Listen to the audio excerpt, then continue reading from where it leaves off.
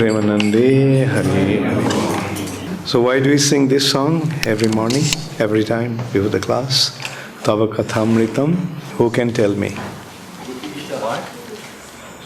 Yeah. Because you're glorifying Prabhupada. Very good. Before that, Tava Kathamritam. What does Tava Kathamritam means? Tava means your. Your means Krishna's. Kathamritam means nectarian words. Amrita, my Katha. Tava Kathamritam. So what does the nectarian words of Krishna do? Tapta Jivanam. Tapta means very hot, burning. Our existence in the material nature is like, every morning we sing, Sangsara Dava Nalalita Loka. As if we are burning in the forest fire of material existence. We are burning, but do we feel that we are burning? Why is that? We are burning, but we don't feel the burn. Why is that? Very good. That is Maya, due to Krishna's illusory energy. Due to Krishna's illusory energy, we don't experience the terribly suffering conditions that we are in. But in reality it is Tapta Jivanam. And what does Krishna consciousness do? Krishna Katha do? It extinguishes. Sansara Dava Nalalidha Loka Tranaya Karunya Ghana Ghanatam. Tranaya, in order to deliver us from the suffering condition. So, Krishna Katha, words about Krishna, relieves us from the suffering condition of material existence. Just like the torrents of rain can extinguish the forest fire. Otherwise, it's very difficult to extinguish the forest fire. And they have to make so many different arrangements. Nowadays they can extinguish, but after a lot of trouble. Like in America, in some places, you get this big forest fire. And it comes to the edge of the city, practically the whole city is about to be burnt to ashes. Then what do? They have all kinds of arrangements. They go with the planes and they spray the fire extinguishing element. But by nature's arrangement, ghana ghanatam, torrents of rain. So Krishna consciousness is like a torrent of rain that extinguishes the forest fire of material existence. Do you feel that you are suffering? Yes or no? Yes. Okay. So you have become free from Maya. So this is how we are actually blessed by Krishna's nectarian words. This Krishna Katha or Tava Kathamritam are of two kinds. Words spoken by Krishna himself and the words that have been spoken about Krishna. What are the words that have been spoken by Krishna himself? Bhagavad Gita. And about Krishna, Srimad Bhagavatam and other such scriptures. So many scriptures spoken, like Garga Samhita is one such scriptures that we are discussing. Tava kathamritam tapta jivanam, and Kobibhir iritam, who describe this Krishna Katha, who speak and distribute this Krishna consciousness. Kobibhir, the most learned and advanced spiritual personalities. Who is the original Kavi in that respect? Adi Kavi. Who is the Adi Kavi? Lord Brahma. Very good. Tene Brahmarida Adi Kavaye Muihanti Jatsuraya. So Brahma, Narad, these are the personalities who distribute Krishna consciousness. They are the Kobibhir iritam. And as a result of that, Kalmashapaham. These narrations, these nectarian narrations of Krishna's pastimes and Krishna's teachings destroy all our sinful reactions. Kalmasha apahanam. The sinful reactions are stolen away. Kalmashapaham. And Shravana Mangalam. When we hear these nectarian words, it brings all auspiciousness. Shravana Mangalam. And Srimad-Atatam. It gives us the greatest spiritual wealth. And Bhuvi Grinanti Ye Bhurida Jana. Those who distribute these nectarian words of Krishna, they are indeed the most munificent personalities. Bhurida Jana. So we sing this, as Chandrasekhar pointed out, this is in glorification of Srila Prabhupada. Who is that Bhurida Jana? Who is that most munificent personality? So are you all benefiting from this Krishna Katha? Yes. How many of you didn't fall asleep during the class today?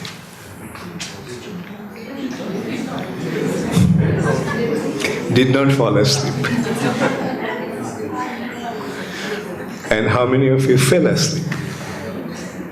Is it? I'm inspired.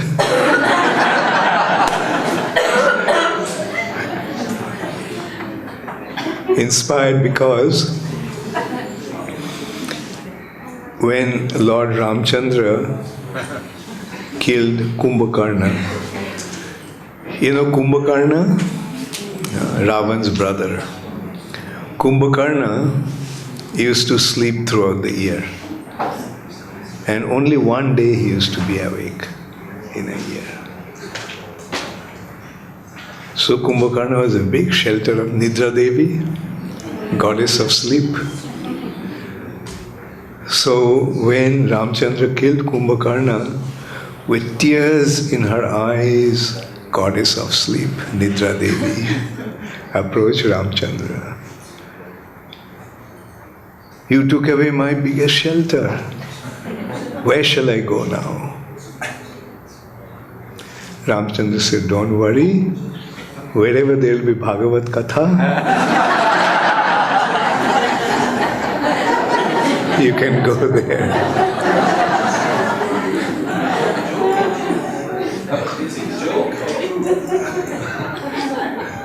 Do you think I'm lying?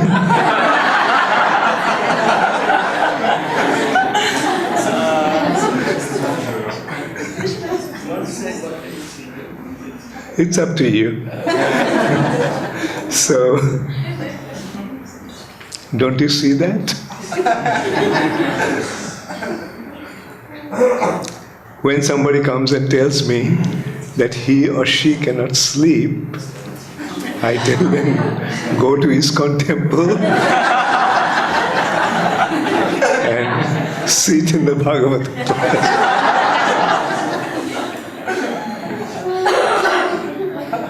And it works.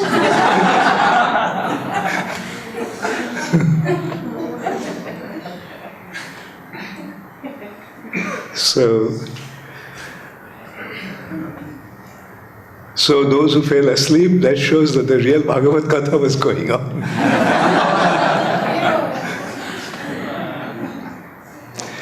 So, yeah, what are the other benefits? Other benefits? Ramananda, where is that?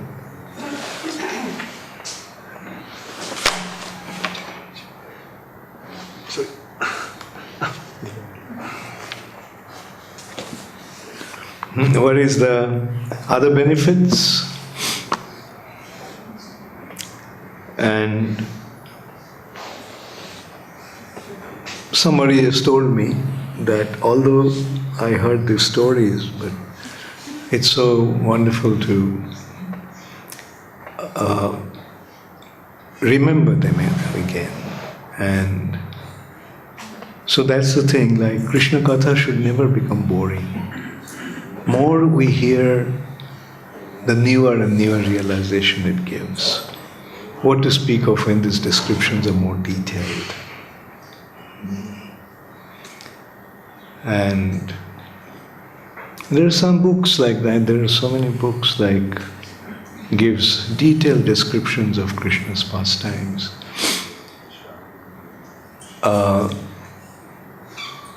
For example, the Mahabharata is there, here, has number of shlokas. I think Mahabharata has about 100,000 verses. But in the heavenly planets, Mahabharata is 10 times larger. Why? It is more descriptive. More details are there. So the scriptures also come with newer and near revelations. Don't you feel that? Reading Bhagavad Gita, it is coming with greater realizations. Each time we, at least I'm sure most of us experience that even Prabhupada's purports, so often we notice, this thing we didn't notice it before, what Prabhupada is saying.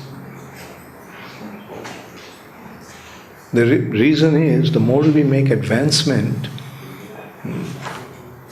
these realizations become more and more extensive.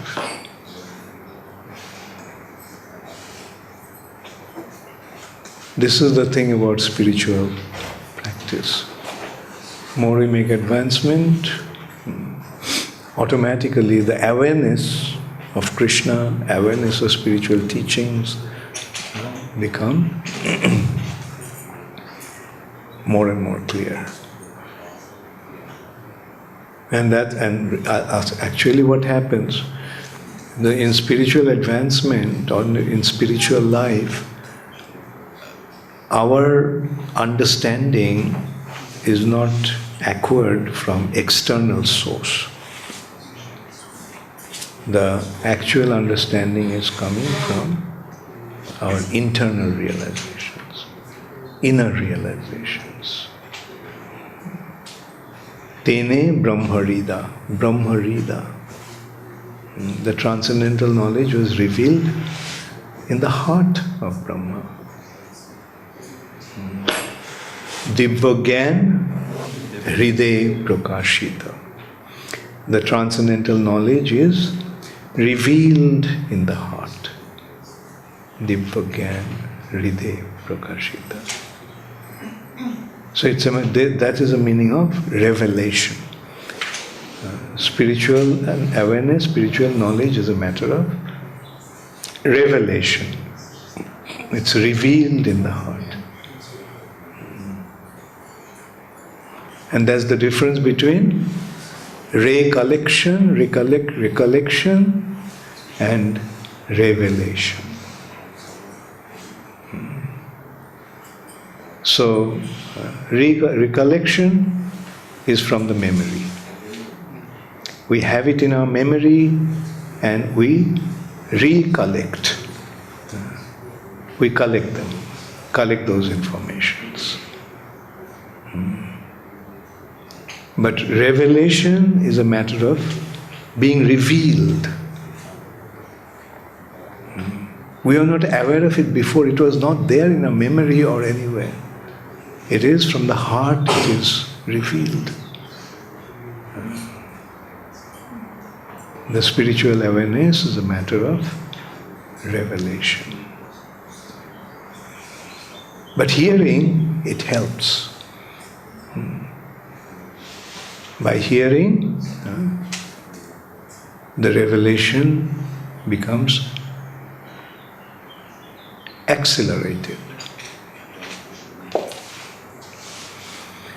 Anyway, so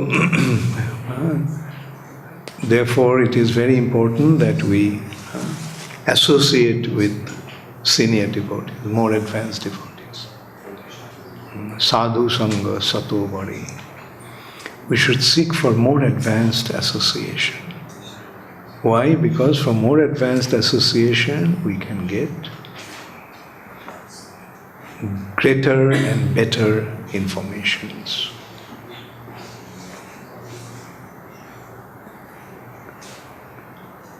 We can get the informations from by reading books, but that's not enough.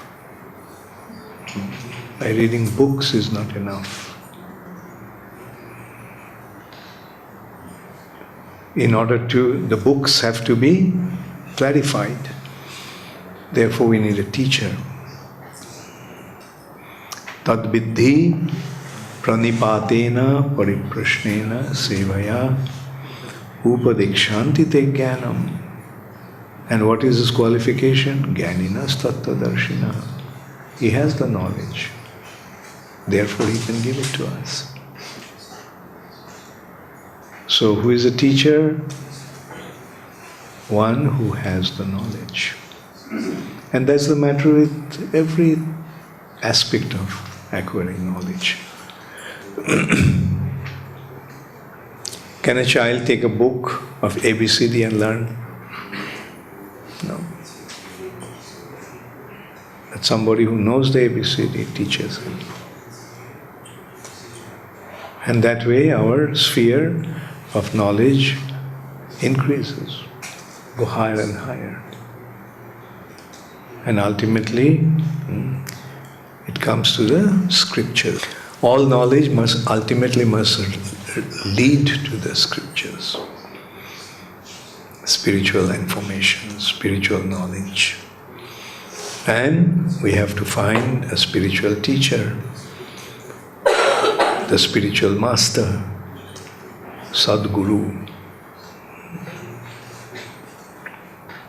And what is the qualification of a Sadguru? Bona fide spiritual master.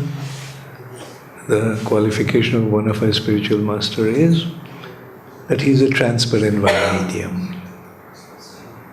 He is transmitting the knowledge just the way his guru gave it to him. Transparent. Transparent means the light is not obstructed. There are different types of medium of light. Translucent. No, first is opaque. Opaque is a substance through which no light passes. Then translucent. Some light passes, but some lights are obstructed.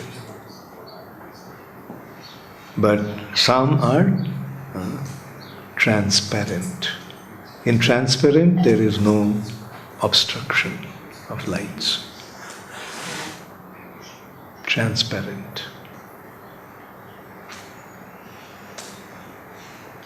Now it actually, although it states, it is mentioned about transparent, but it even goes beyond that. What is beyond that? Beyond transparent? Very good. Magnifying.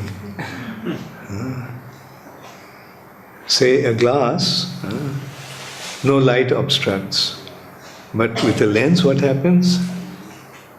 The object becomes bigger, magnified.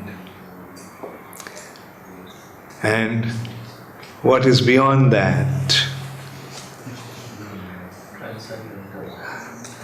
What is beyond that? Did you say something, Madhavendra? Transcendental, no. Transcendental is there. Transcendental is the object. Telescopic. Isn't it? What is a telescope? Many lenses are there. So that is telescopic. So not one medium, but many medium. That is Guru Parampara. Guru Parampara aspect is the entire Parampara. Like a telescope has, what is a telescope? A set of many lenses. So, there are many such personalities are bringing the distant object, as you said, Shrivas, transcendental object, Krishna, close to us. So, that is the process. Isn't it scientific? Always remember that Krishna consciousness is a science. Krishna consciousness is not just some sentimental presentation. It's a science. What's the definition of science? Realize that we can prove theory. Okay, close. Quite close. Theory and proof. Okay. What is science? What is the definition of science? Experimentally verified facts. Let's hear from a brilliant scientist here. So, okay, so can Krishna consciousness be experimentally verified? Yes. Everything can be experimentally verified. Does the soul exist? Yes. How do you prove that? Nimesh? No, what's your name? Anish. Anish. There is a difference between, it's very evident that there is a difference between the dead body and the living body. One cannot have the same feelings for a dead body as for a living body. I mean, there is loss of some substance in the dead body. What's the difference between a dead body and a living body? There is the loss of soul in the dead body. Okay. One is a body with soul, the other is body without soul. Does matter have consciousness? So, a body with a soul, although made of matter, has consciousness. Where does the consciousness come from?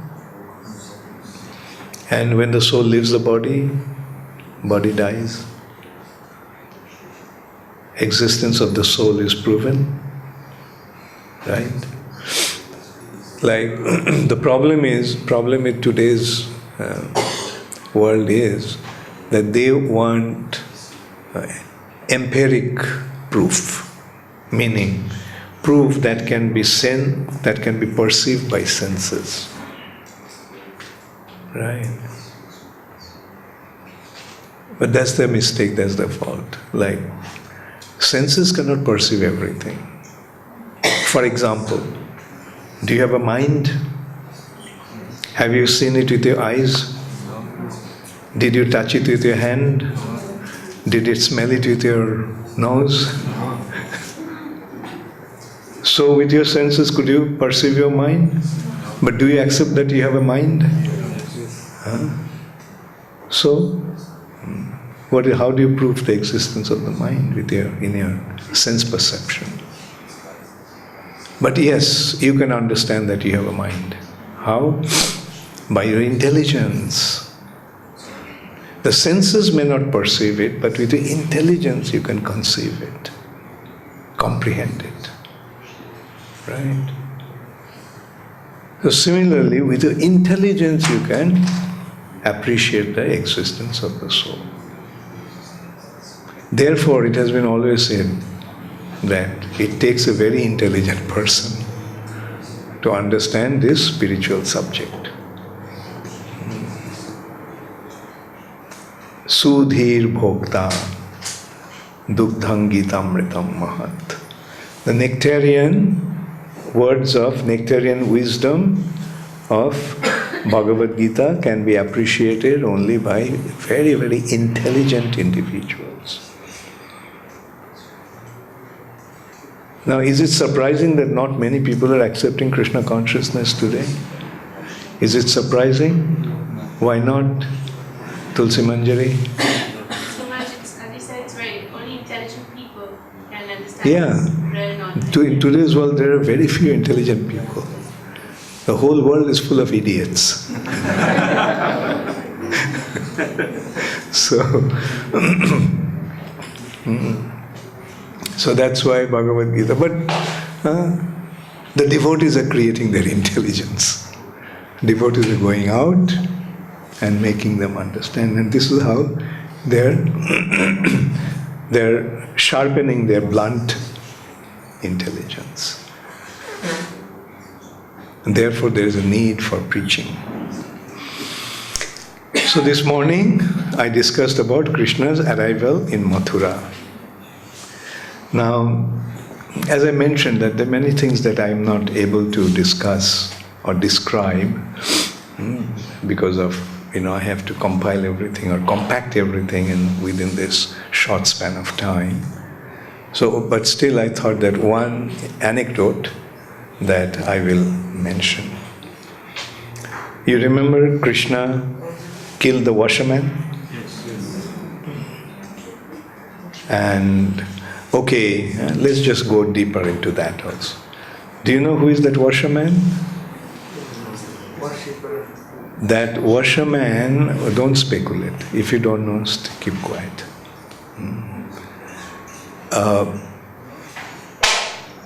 During Ramchandra's reign, do you remember? One Washerman was criticizing Lord Ramchandra's character. His wife was having some clandestine activity, some immoral relationship with some man. So while he was chastising his wife, he told, "Do you think I'm like Ram? His wife will have an affair with somebody else and I will not tolerate, I will not say anything." So when Lord Ramchandra heard that people are questioning Sita's character, and so he banished Sita Devi. So it is that Washerman was born as Kamsa's Washerman. In that pastime, Lord Ramchandra didn't do anything, but this pastime, he wiped him out.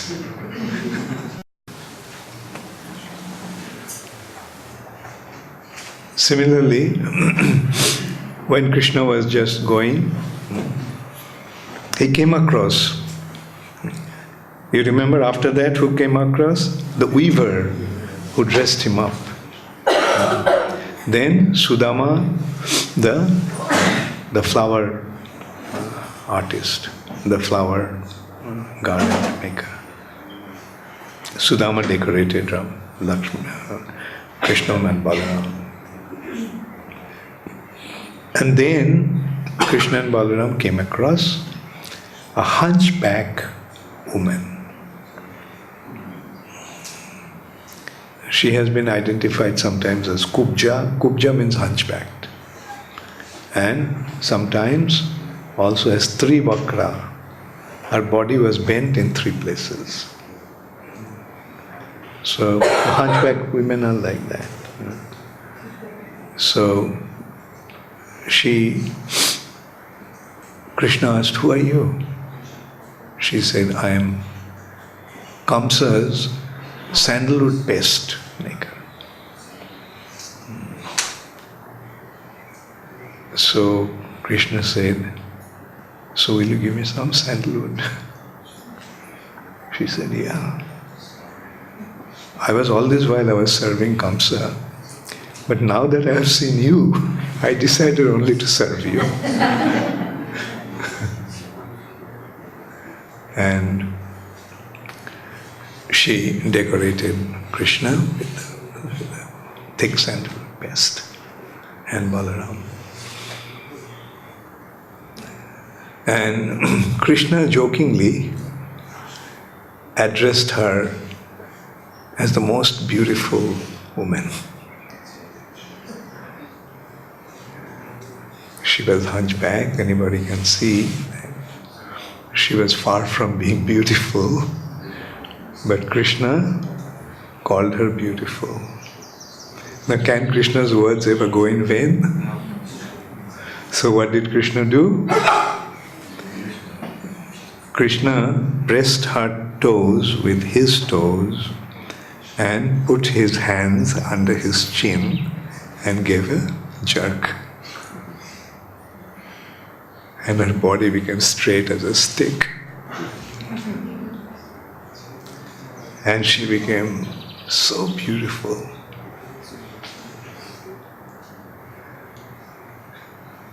So she invited Krishna, please come to my house. And Krishna said, not now, I have some mission to accomplish, I'll come some other time. So Bahulasha asked, who is this hunchback woman who was so fortunate to receive such mercy from Krishna? Then Narad Muni told him, when Lord Ramchandra was in the forest, Panchavati, one morning Ram and Lakshman came after taking a bath in the river. And there appeared an extremely beautiful woman. So she said, please marry me. Ever since I saw you, my heart has become so afflicted that it seems that I can't live without you. Ramchandra could understand who that beautiful woman was. So Ramchandra told her, look, I'm already married. So marrying me is not really going to serve your purpose. Rather, you'll cause a lot of envy. Because my wife is already there. But my younger brother, he is single. So you rather approach him. So she approached Lakshman. Lakshman also started to reason with her. Look, marrying me, if you marry me, then you have to become subordinate to my elder brother's wife. So you won't like that. So even though he has one wife, but at least you'll become equal to her. So you had better approach him. So she approached him also, Ramchandra. And this way went back and forth a few times. And then this lady became so upset that she assumed her hideous Rakshasi form and she wanted to devour Sita, thinking that Sita is the cause of all her problem. And at that time, Lakshman, with a knife, chopped off her nose and ears. Who was that?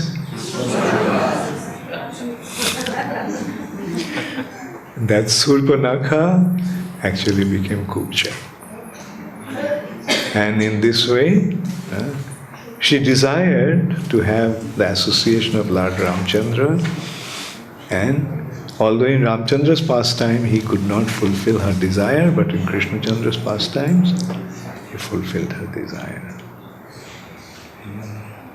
So in this way Krishna fulfills everybody's desire when one intensely desires something from Krishna.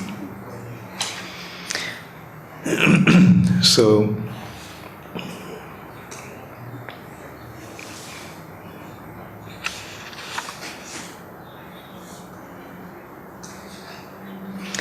Krishna then made Ugrasen the king.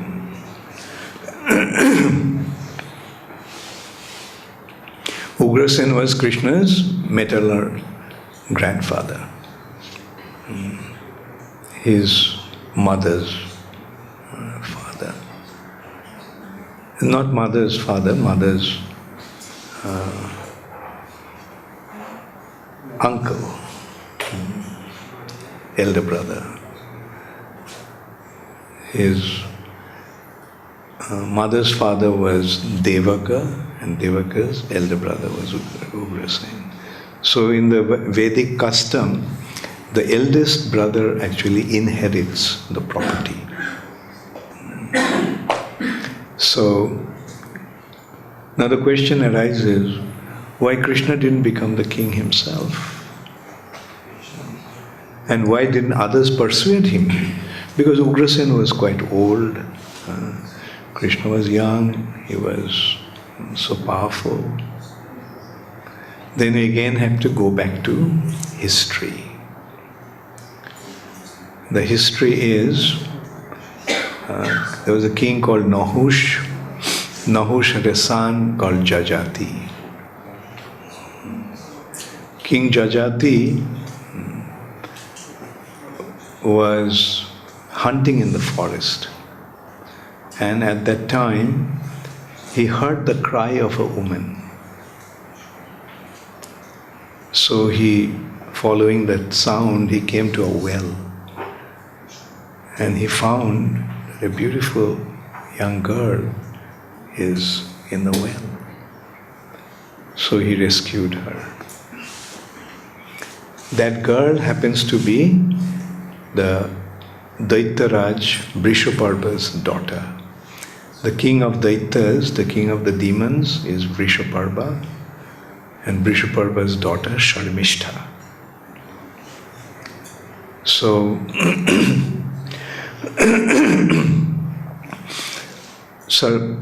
and Vrishaparva's guru, the guru of the demons is, who is the guru of the demons?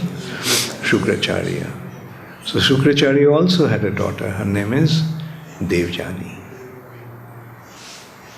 So one day, Sharmishtha and Devjani and other girls went to take bath, sport in the river. And at that time, Devjani by mistake put on Sharmishta's dress. So Sharmishta got very upset. And both of them quarreled, and Sharmishta threw Devjani in that well, and they all walked away. So King Jajati rescued Devjani. So when Shukracharya got to know what Sharmishta had done, so he became very upset. So he decided to leave Vrishaparva's court. And Vrishaparva, without his guru's direction, was in great difficulty. So he made truce with Shukracharya. And Shukracharya,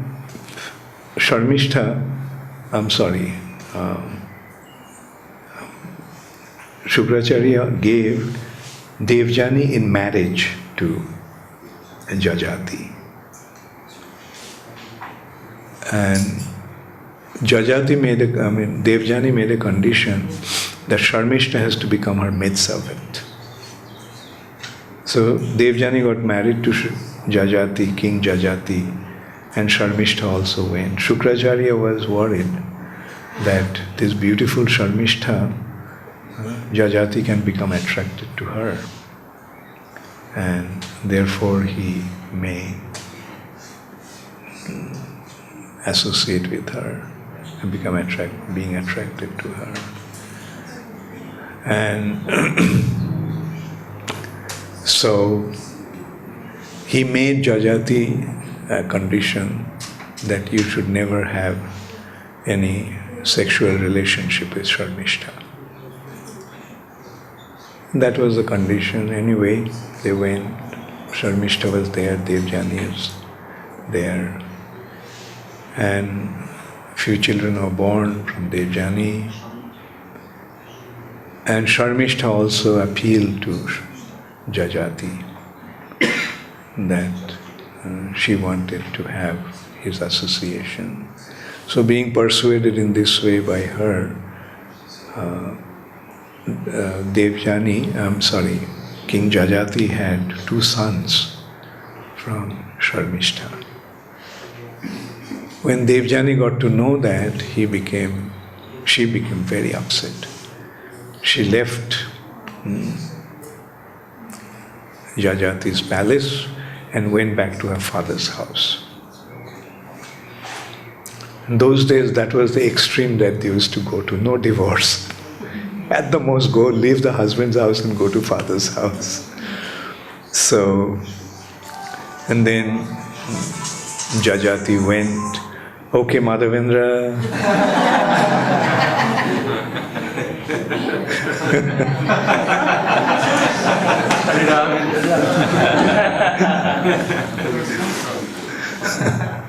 So, Jajati, when Jajati went to Sukracharya cursed him that you become afflicted with old age. Jaragrastha. Jara means old age. And immediately he became completely old. Anyway, he came back to his palace and he called his sons. Oh yeah, and then when he appealed to Shukracharya, please, free me from that curse. I still have desire in my heart to enjoy like a young man. So then Shukracharya said, okay, if one of your sons accept your jara, your old age, decayed condition, then you can get back to your youth. So Jajati came back to his palace and he called all his sons. The eldest one was Jadu. So he asked Jadu whether he would take his old age. So Jadu reasoned with him that, look, I am young and I am not in a position to take your old age right now. So he refused. So Jajati cursed him that he'll never become a king. And none of your descendants will ever become a king. And now in which dynasty Krishna appeared? Jadu dynasty, in the lineage of Jadu. And they're meant not to be ever king, so Krishna didn't become a king. See, this is the thing, sometimes when it's very painful to see, you read things about Vedic scriptures, and they say Hindu mythology. Hindu mythology. But there is such a distinct chain of incidents. How can it be mythology? How can it be fictitious stories? This is more than history. It goes right from the origin to it's coming to the base.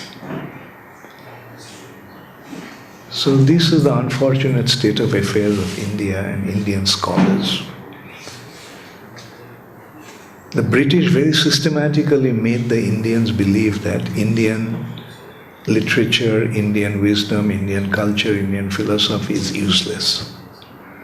Because if they didn't prove that, they couldn't rule over that country.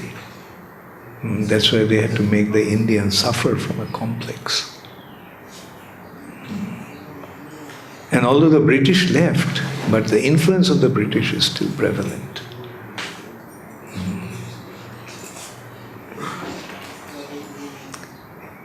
In that way, Indians are real ripe coconut. You know what is a ripe coconut? Brown outside, white inside.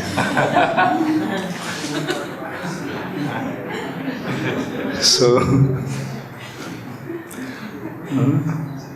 they have the complexion brown, but internally they are such deep-rooted influence of the British education system.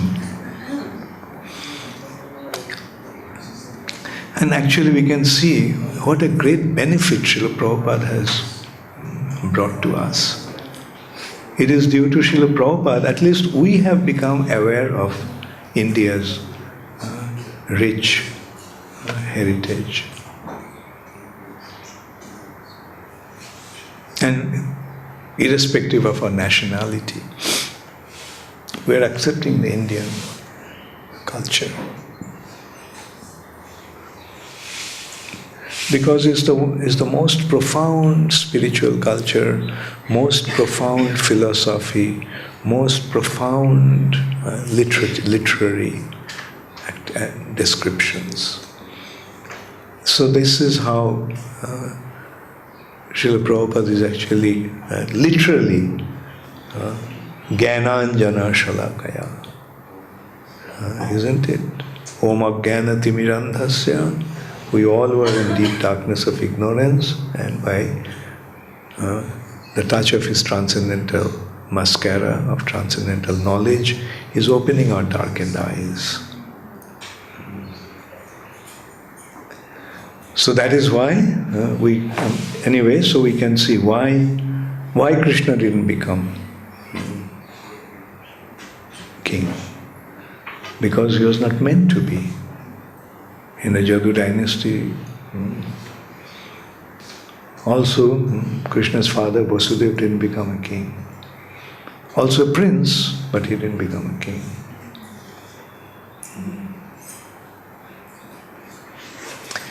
And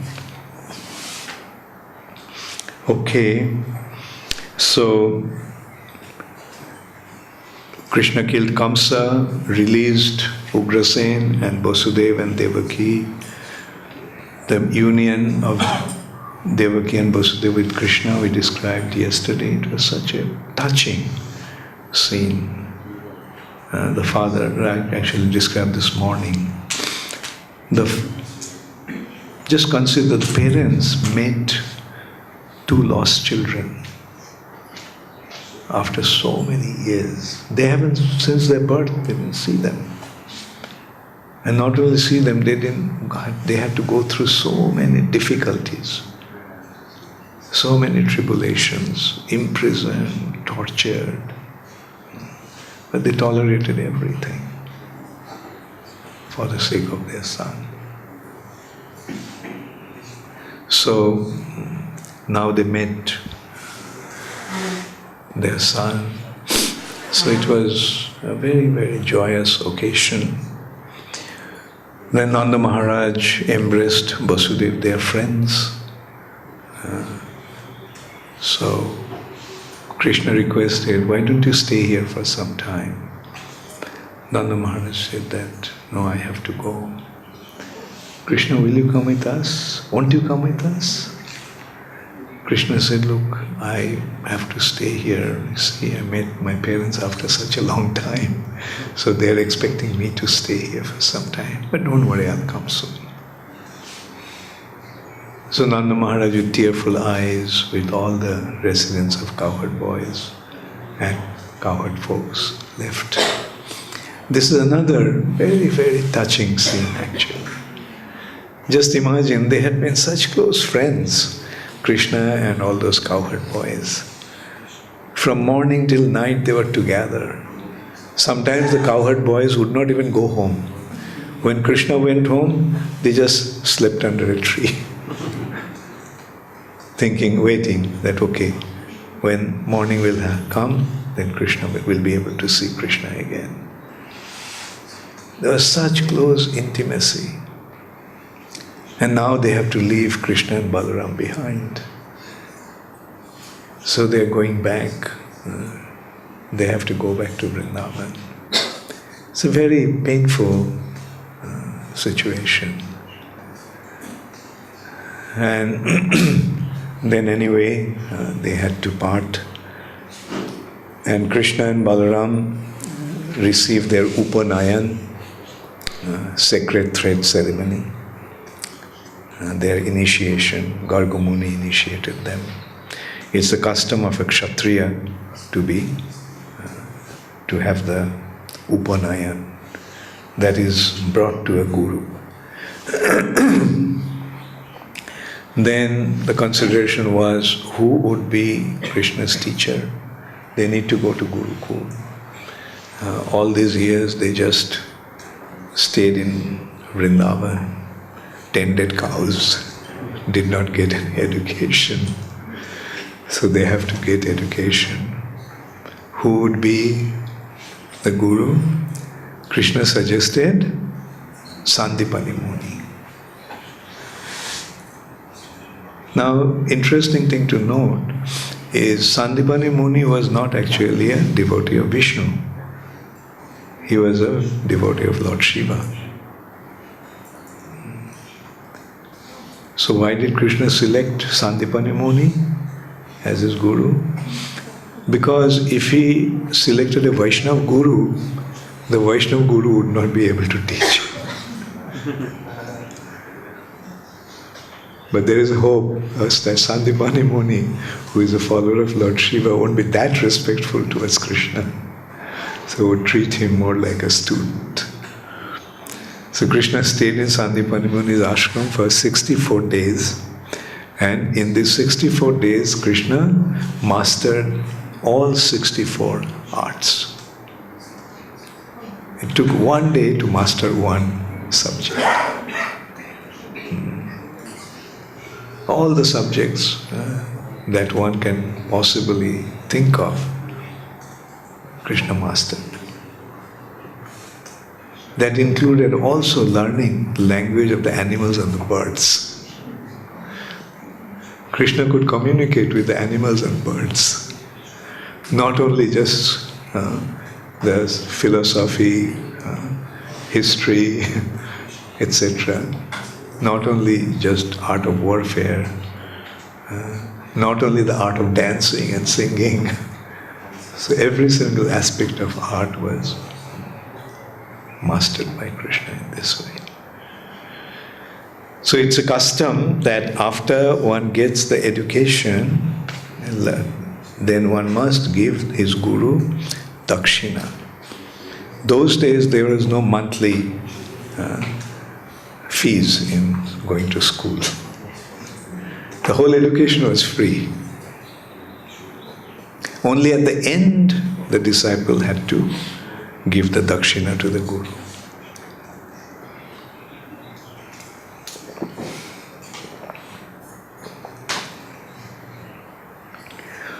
So when Krishna and Balaram went to his guru and told that, Gurudev, please tell me what kind of dakshina we can give you. Sandipani Muni thought, he said that what can I ask from them? He said, okay, I'll go and ask my wife. His wife said that, look, ever since these two boys came, I forgot the agony of losing my son. So now that they leave, my house will become empty again. And these two boys are not ordinary boys. So let us ask something unusual from them. Please ask him to bring back my dead son. bring back my dead son. So Sandipani Muni, being advised by his wife, went and told Krishna that I went and asked my wife, and she said that if you want to give any dakshina, then please bring back my son. What happened to your son? He went to Prabhash Tirtha, and there he got drowned. So Krishna and Balaram then immediately went to Prabhash on a chariot, got a very wonderful chariot. They came to Prabhash and called the ocean god. So he immediately came, ocean god, Varun Dev, with many wonderful gifts from the depth of the ocean. And please tell me, what can you do? My guru's son drowned here, so bring him back. So ocean said, no, it's not me that took the son. There is a demon called Panchajanya. So he actually stole the son. Oh, Panchajanya, where is he? That demon stays at the depth of the ocean. So Krishna and Balaram immediately dove into the water, and they, at the depth of the ocean, they found Panchajanya, a terrible demon who was hiding himself in a huge conch shell. So he attacked Krishna with a trident, and he hurled the trident at Krishna. Krishna caught the trident and he hurled it back, and it pierced Panchajanya's body. But still he pulled it out and started to fight with Krishna. So in this way, for a long time they fought, and then finally Krishna killed Panchajanya. But when he went inside that conch shell, couldn't find the child. What happened? The child is now at the abode of Jamaraj. So Krishna took that conch shell. That is how Krishna actually got his conch shell. Panchajanya Rishikesha. You remember? Krishna's conch shell is Panchajanya. So Krishna went to Jamaraj's abode, Sangjamini Puri. And from outside he blew the conch shell. And the sound of the conch shell vibrated the whole planet. And it is said that there are 8,400,000 chambers, or rather sections of Jamalaya.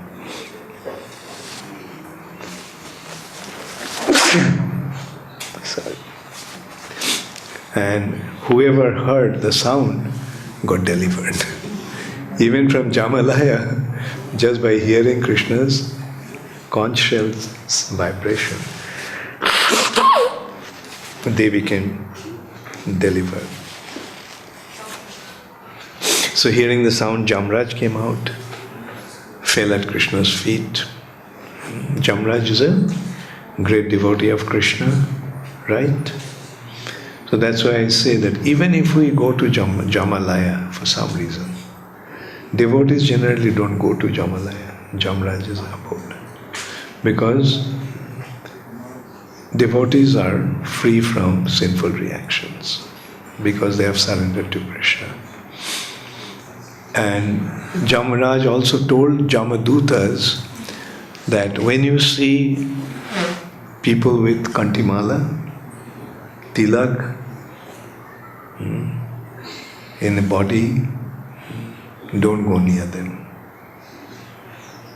From a distance you offer obeisances and about turn. So that way, that's how we can see that devotees are beyond Jamaduta's jurisdiction, Jamraj's jurisdiction. So, but just in case we have to go to Jamraj, just in case we forget to put the tilak, Kundimala, and Jamadutas come and grab us and drag us to the Jamalaya, what will we naturally do? Offer obeisances. Isn't it a great delight won't it be a great delight to see Jamraj, one of the 12 Mahajans? Mancha kalpatarupascha, offering obeisances. And at that time Jamraj also will say, oh, after a long time found a devotee association. So this is how, even if a devotee has to go to Jamraj's abode, nothing to worry about. But don't forget to offer obeisances to him. That's the secret of spiritual success. And so Jamraj came out and he asked, I'm so fortunate that finally you came to me. Please tell me, what can I do? So Krishna told that this boy drowned, his guru's son. And then Jamraj brought him back. So this is how Krishna and Balarama brought the son of Sandipani Muni back to life and offered him back to his guru. That's how he paid the Guru Dakshina. And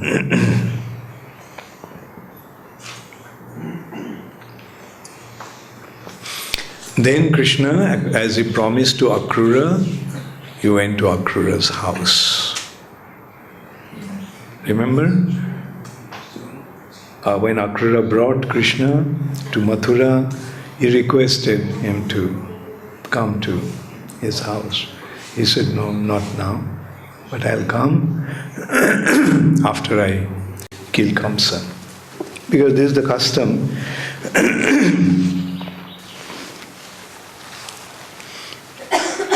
that when somebody goes with certain, until and unless the mission is accomplished, he doesn't do anything else. He's focused onto his mission. I have come here to kill Kamsa. I'll first kill Kamsa and then all the other things. Yes, Sandipan, Akrura, I'll go to your house. Yes, Kubja, I'll go to your house.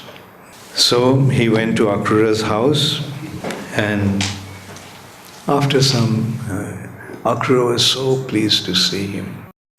He did not.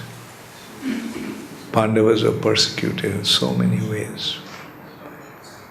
But when he met Kunti and the Pandavas, Akrura had another wonderful realization. That although the Pandavas had gone through so many tribulations, so many difficulties, but they were happy. And what is the secret of their happiness? The secret of their happiness was that all these difficulties have forced them to surrender to Krishna and take shelter of Krishna. So they just took the advantage of it. Yes, material difficulties have come, but those difficulties have forced me to become more dependent, more surrendered unto Krishna.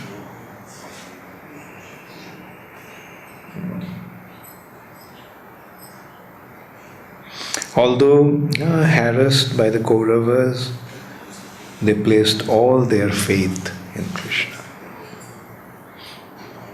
So this is we find in the devotees. Like the other day, yesterday, we discussed about Prahlad Maharaj in the Bhagavatam class. Like difficulties do not deter the devotees from away from Krishna.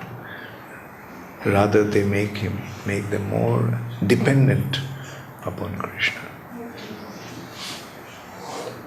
So this is how Akrura brought the message of the Pandavas.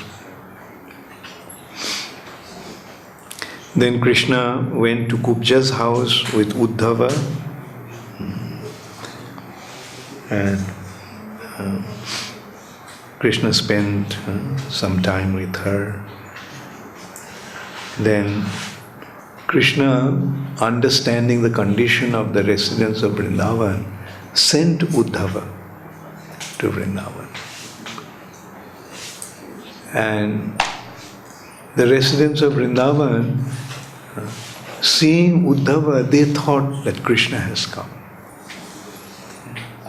Because Uddhava looked like Krishna, had a similar features as Krishna. And Uddhava used to wear the dresses that has been used by Krishna.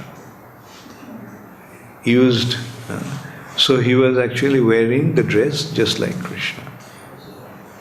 And he also came driving with the same chariot that Akrura came to take Krishna. So, seeing from a distance, the residents of Vrindavan felt that Krishna came back. And Akrura, actually Krishna wrote letter to everyone. And he handed the letters first to Nanda Maharaj, Mother Jashoda, and other Gopas and Gopis. So this Uddhava spent some time in Vrindavan. And he was totally overwhelmed by seeing their condition, seeing their love for Krishna.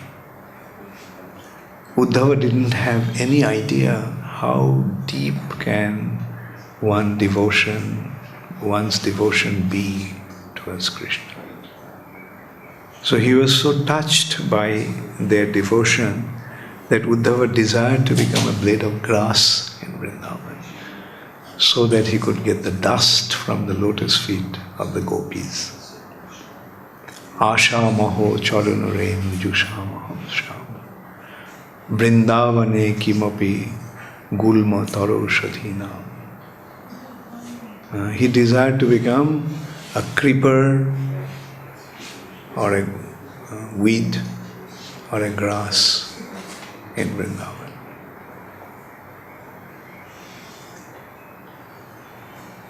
In Brihad Bhagavatamritam, a question arises: why Uddhava wanted to become a blade of grass? If he wanted to have the dust from the lotus feet of the gopis, why did he want to become a blade of grass? The answer to that has been given, that when the gopis hear Krishna's flute, they run to meet Krishna. At that time, they do not have any awareness where is the road or where is the forest. So completely losing themselves, they run to meet Krishna. And the chances of them running through the wilderness is more than running through the road. So that's why Uddhava wanted to become a blade of grass there. And when you go to Radhakund, you'll see Uddhava is still there, as a tree there.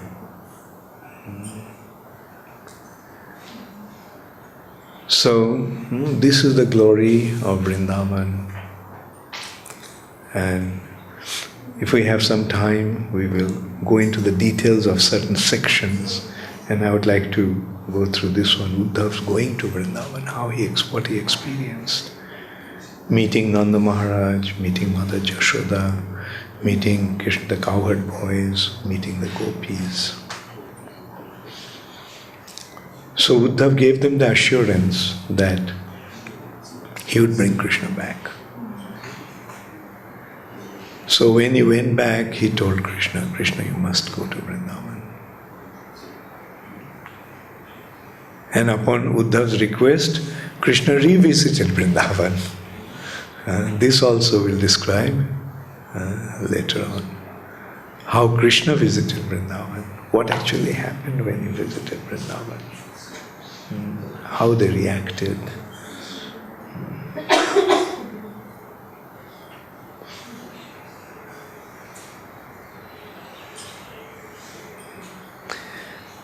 And in the meantime, Kamsa's wives, who were they?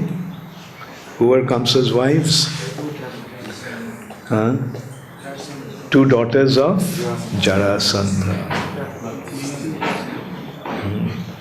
So Jarasandha at that time was the most powerful king. Jarasandha also has a history. Maybe we can just discuss that. Jarasandha's father, the king of Magad, I think his name was Briddhakshetra. So he didn't have any son. So he was very, in those days, if one didn't have a son, he used to feel very morose. You have seen that with Chitraketu. And so he also was very, very morose that he didn't have any son. So one day he came across one saintly person and he expressed his heart's agony to that sadhu, that sage. And the sage, taking compassion upon him, gave him a mango. He said, give this to your wife and she'll have a child. So Briddhakshetra had two wives. He was equally attached to both of them. So he didn't want to show any kind of favoritism or partiality to anyone. So he divided that mango into two and gave it to his two wives. And in course of time, both of them became pregnant, and in due course of time, both of them gave birth to one half of a dead body. So dead children are born. So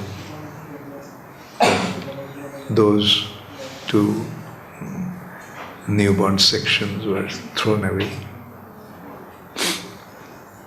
And at night, one demoness named Jara, he came across this flesh of newborn.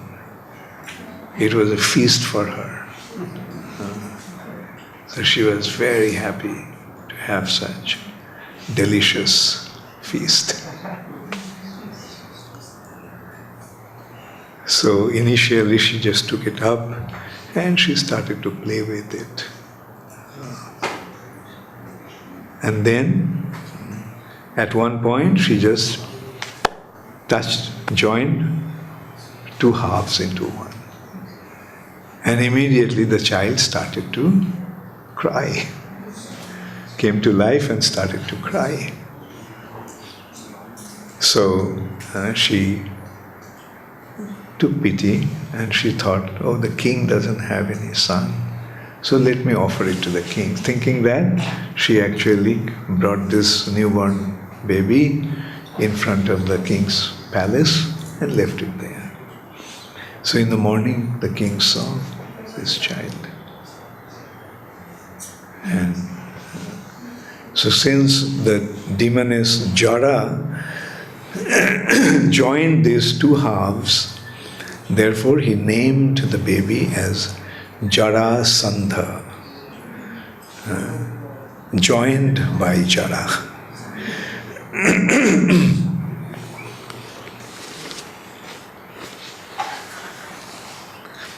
And in course of time, Jarasandha became extremely powerful. And Jarasandha couldn't be defeated by anybody. Nobody could kill him. Even Krishna couldn't kill him. Or Krishna didn't kill him, let's put it that way. The only person who could kill, you remember who killed Jarasandha? Bhima. And Jarasandha also was a very generous person. If a Brahmana came to him and asked him something, he never refused. So Krishna, when Yudhishthir Maharaj decided to perform the Rajasuya Yajna, so the Rajasuya Yajna demands that all the kings have to be subdued. Then only one could perform Rajasuya Yajna. So the biggest impediment was Jarasandha. So, and Jarasandha, Krishna knew that Jarasandha couldn't be killed ordinary way. He knew only way that he could be killed was, anyway, I'll come to that afterwards. So, it was decided that they would go to Jarasandha. Bhim, Arjun and Krishna. 3 of them disguised as Brahmanas and came to Jarasandha. So they said, Jarasandha said, look, please tell me what you want. Krishna said, I'll tell you at night. At midnight, let's meet. Jarasandha said, fine. So at midnight, Jarasandha came to meet them. And so please tell me what you want. He said, this brother of mine is very fond of wrestling. So he actually wants to wrestle with you. And Jarasandha said that I knew that you are not Brahmanas. Because your feature doesn't look like Brahmanas. Broad shoulder, narrow waist, powerful legs. These are the signs of the Brahmanas. And on top of that, no matter how much you are trying to hide the mark of the strings of the bow, you can't do that. So you are Kshatriyas. Who are you? I'm Krishna, this is Bhim, this is Arjun. So Jarasandha said, when the way you came, I knew that you coming as enemies. Because a friend comes from the front door, but you came from the back door.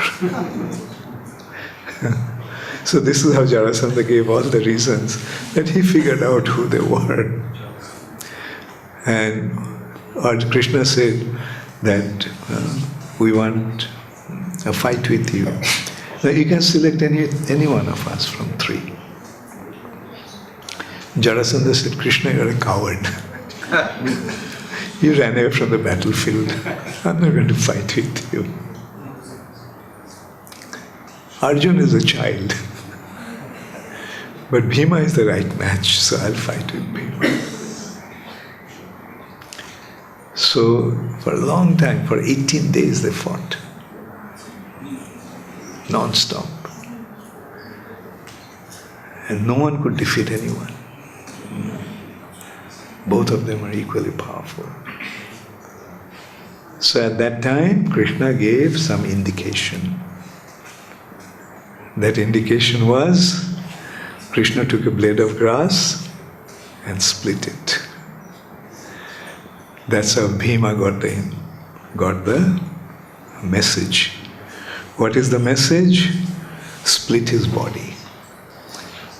That's the only way he could be killed. He had been brought to life by joining these 2 parts and now splitting those 2 parts. So then Bhima did that. The Jarasandha posture. He put Jarasandha's leg, pressed it with his leg, and with his hand, he holding the other leg, he just gave a massive massive tug, and Jarasandha's body was split. Then also something amazing happened. As he left the body came and joined again. So they had to fight, again split. Then finally, Krishna indicated, don't put the bodies straight to each other, just put the other way around. The back to back. So this is how Jarasandha was killed. Anyway, this happened much afterwards. But here, Jarasandha attacked Krishna, Mathura. When he heard what happened, how Krishna killed his uncle, Kamsa, he said that I will make this world devoid of Jadus. And he collected 23 Akshavini soldiers and attacked Jarasandha, attacked Mathura. There in Mathura there was no army because all the soldiers were Kamsa soldiers and most of them left. So practically Krishna and Balaram had to fight alone with 23 Akshavini. 23 Akshavini, well, if we put it together, it would come to about 1.4 million soldiers. 65,000 chariots, 65,000 horses, multiplied by 65,000 elephants, multiplied by 4, that many number of horses, and pedestrian, 5 times that number. So this is how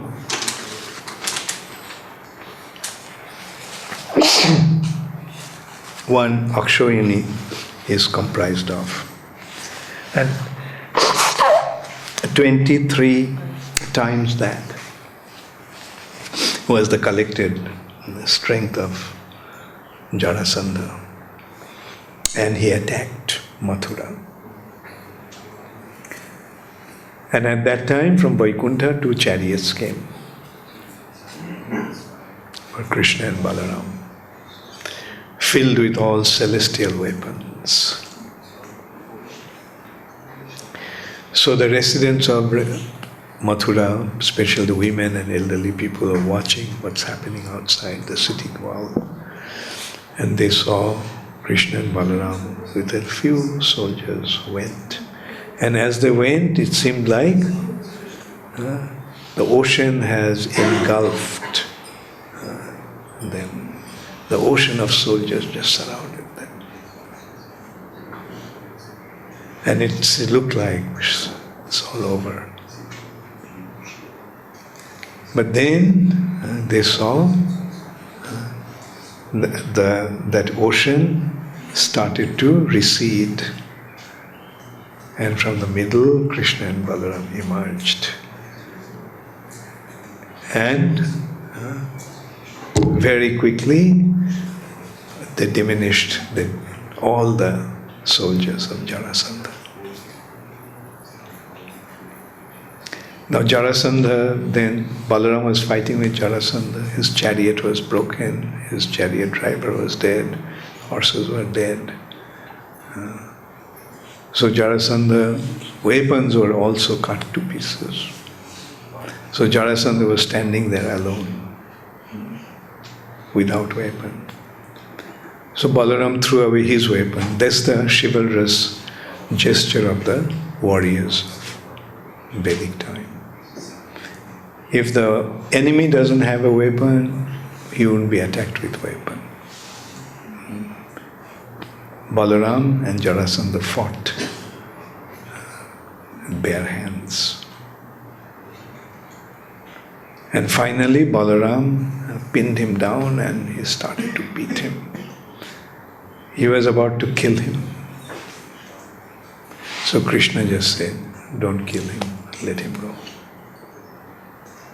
So being instructed by Krishna, Balaram decided not to kill Jarasandha. So then he let Jarasandha go. And in this way, Jarasandha attacked Mathura 17 times. And each time he attacked with 23 Akshavini soldiers. The question arises, why didn't Krishna kill Jarasandha? Then all this problem would have been solved. Again and again he is attacking, causing so much distress. The answer to that was, Krishna came to kill the demons. The world has become full of demons at that time. So Jarasandha was actually Krishna's recruiting agent for demons. 23 Akshavini annihilated.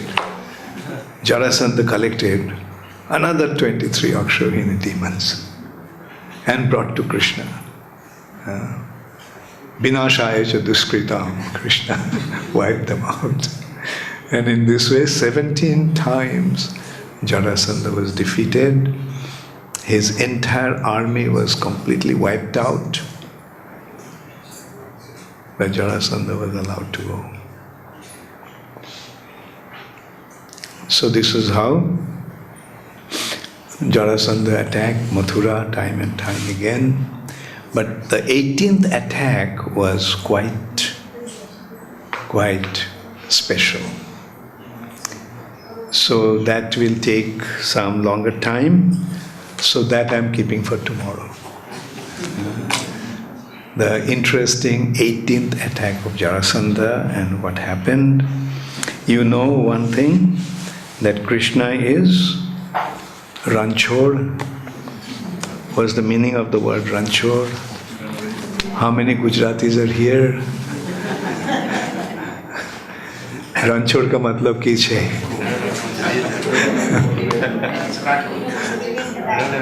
Right. Running away from the battlefield.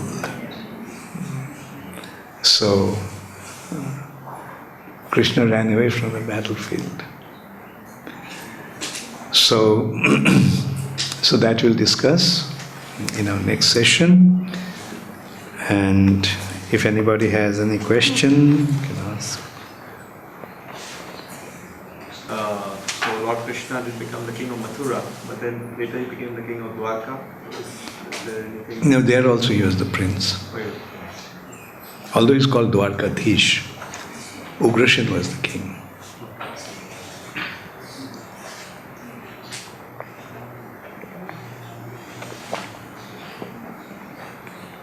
Yeah? You said that Krishna and Balarama received banana from sacred Brahmin tribes.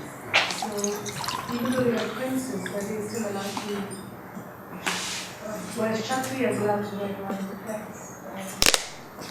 Kshatriya? They were Brahmin trained. Yeah.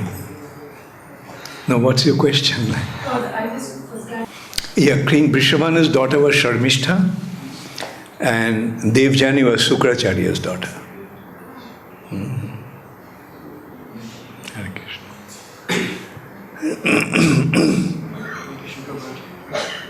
When Krishna went into Mathura, he met various servants with Kamsa, and but how they reacted to Krishna was different. So, the Washerman was inimical, the scripture was favourable to Krishna. So how do we best place ourselves that when we meet Krishna or the Guru or a representative, that we don't turn away from them, that we actually get the mercy, as it were?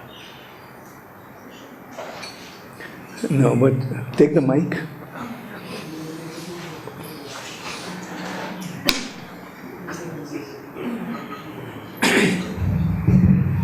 Thank you very much.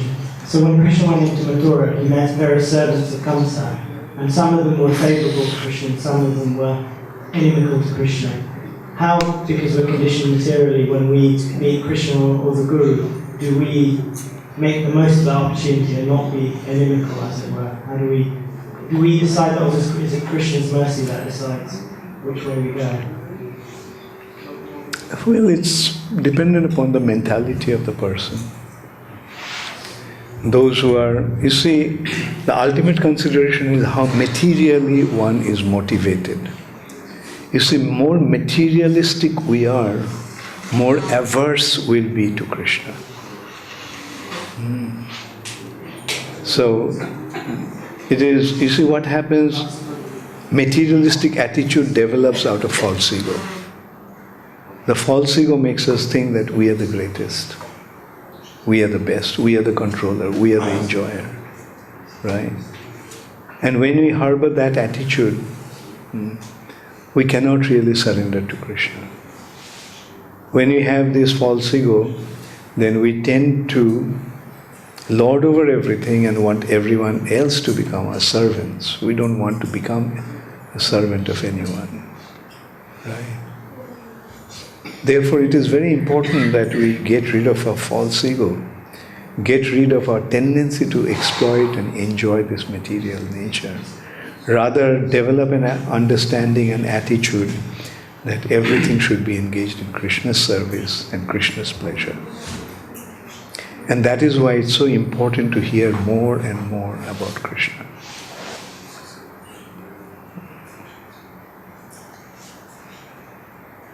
Who is Jarasandha and the other pastimes of the Lord? Jarasandha in the other pastimes of, I have to check that.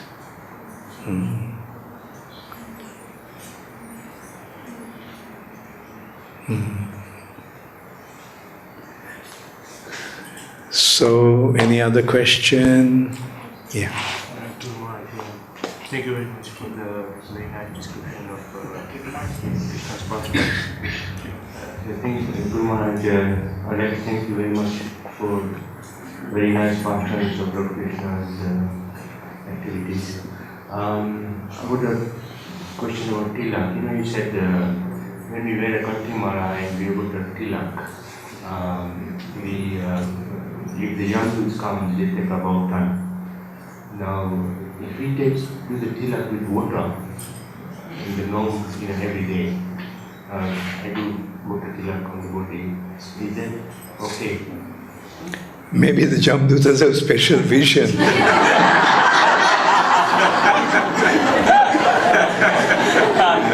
To also recognize the watermarks.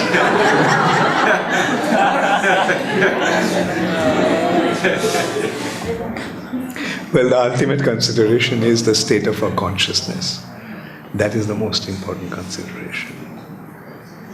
You know, like, although it has been said, you know, tilak and kantimala, but the ultimate consideration is the state of our consciousness. How we are internally. If we are internally like pure, they'll see that. Yes? Give her the mic.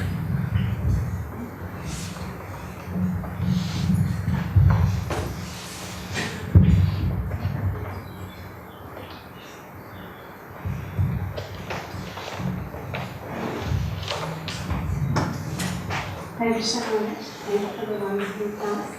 I have this question. If you can explain, how come Chaitanya comes before Dwapar?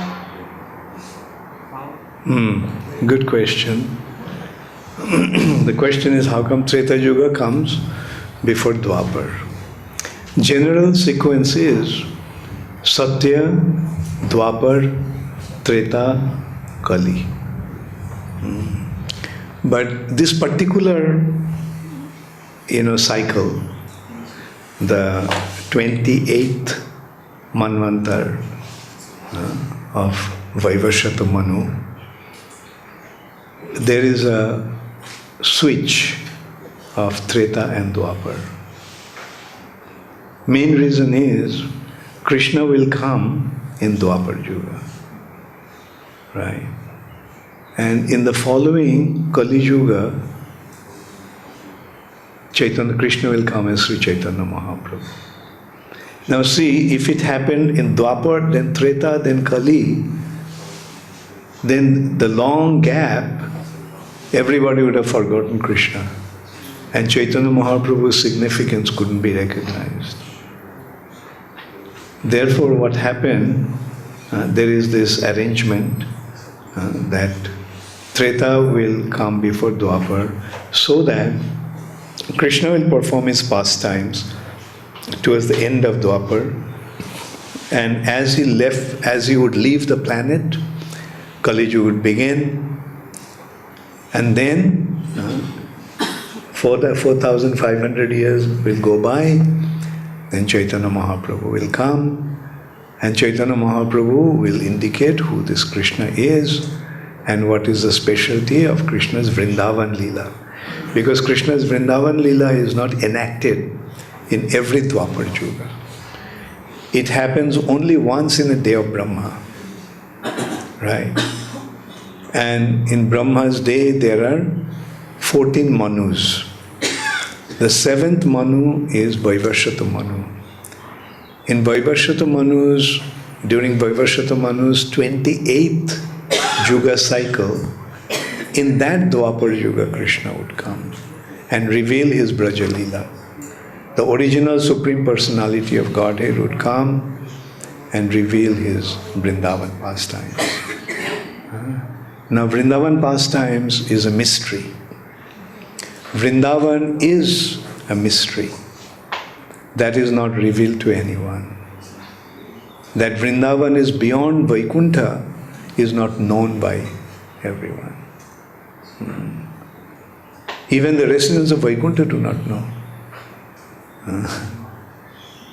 So in order to make everyone understand who this Krishna, the cowherd boy, is, what Braja is, and what is the significance of Krishna's Vrindavan pastimes, Krishna came as Sri Chaitanya Mahaprabhu.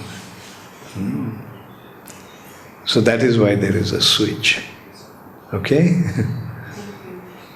Saraswati? Maharaj, you once said that Krishna in Golok Vrindavan, those child pastimes are not there. That he is eternally the 6-year-old Krishna. So, does it mean that there are many more Leelas which we don't know, or because they are such sweet pastimes? So Yeah. Krishna's Bala Leela, childhood pastimes, and Poganda Leela happens only in Earth planet.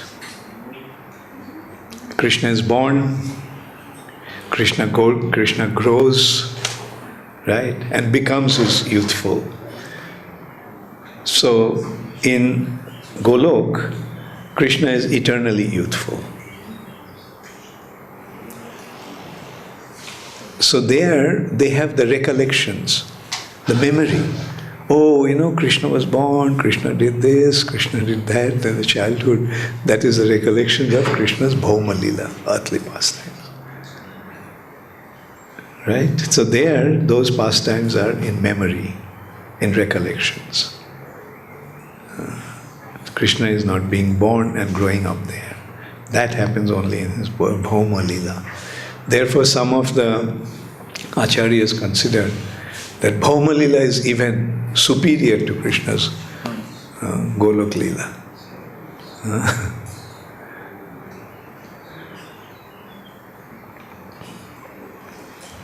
Yes, Sanjay. Give it to Sanjay, I named him. Maharaj, sometimes we are praying in the worshiping of Vrindavan, the Krishna Bhakti and Vishnu Bhakti. Vishnu Bhakti is something Vaisharja, but Krishna Bhakti is Madhurja. Yeah, it is portrayed in Vishnu Bhakti because in the verse, in the shloka, it is written Vishnu Bhakti. That's even Vishnu also desired to meet with Krishna. Anyway, what I am saying, the pranam mantra is Vishnu Bhakti. That's why it is said Vishnu Bhakti. If you want to become wiser than the composer of the verse, then you can say Krishna Bhakti.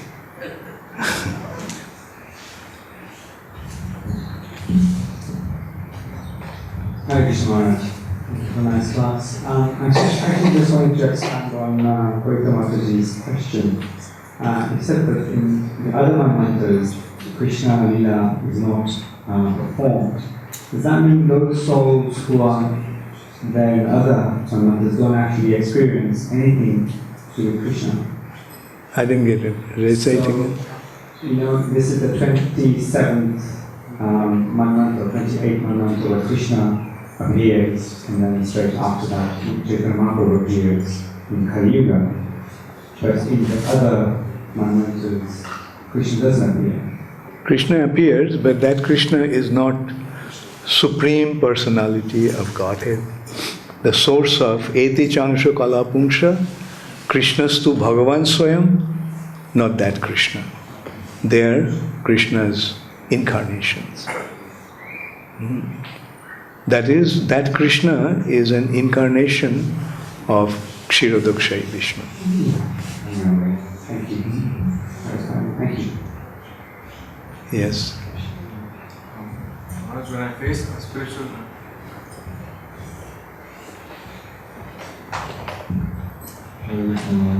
Maharaj, when I face a spiritual difficulty, I pray to Lord Nrsimhadev and Shri Gauranitai, but I always have this doubt.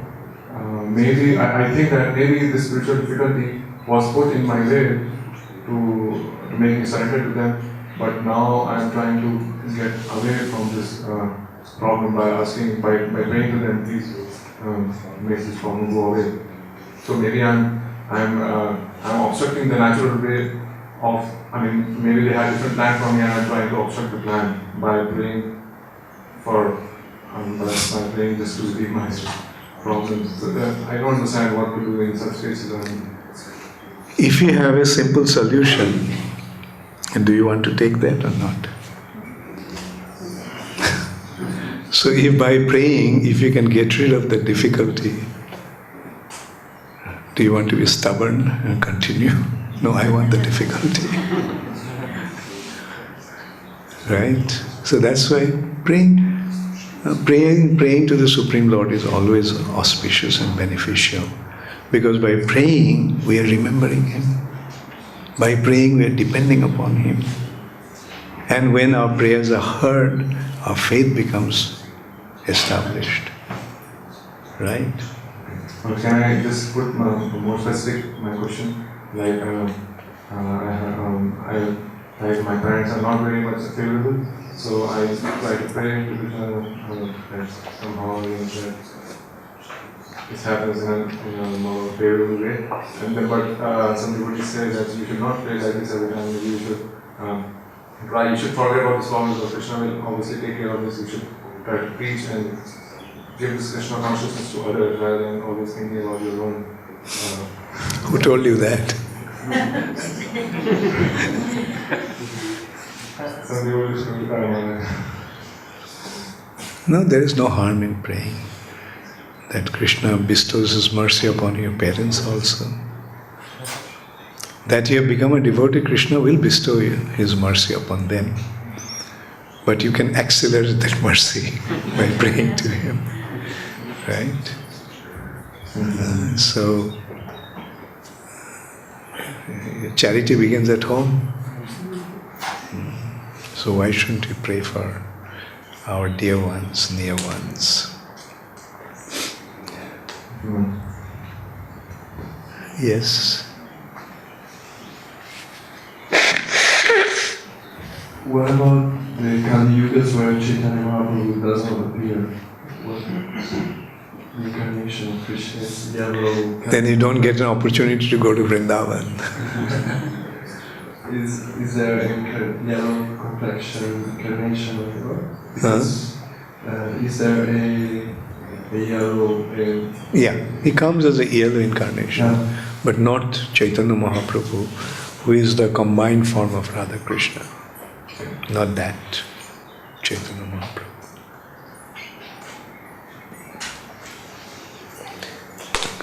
Okay, thank you all very much. All glories to Srila Prabhupada, Gaur Premanande.